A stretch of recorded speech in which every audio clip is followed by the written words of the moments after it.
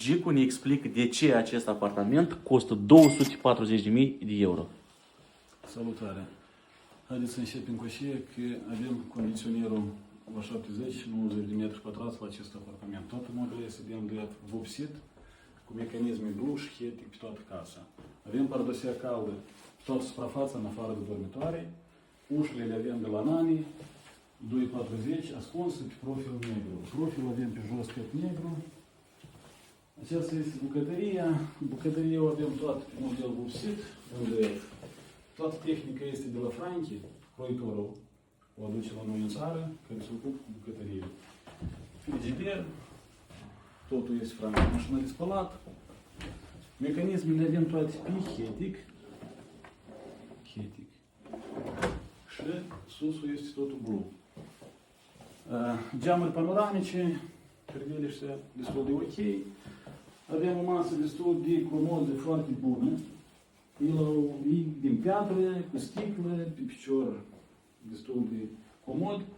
Mai avem două scaune la masa dată, aici sunt 4, mai avem în cameră câte unul. Aici avem zona de garderob.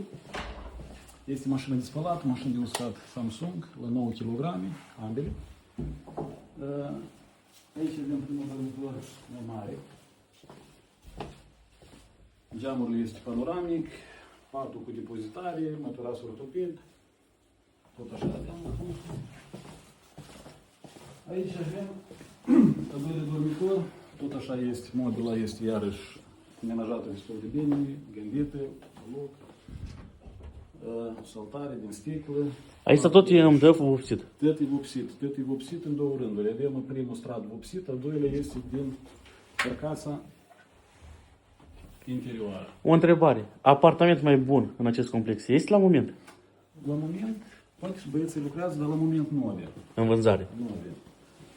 Aici avem baie, toate mecanismele baie sunt ascunse, 5 până de la duș, granturi, iar și aici tot avem mobilă vopsită, hetic.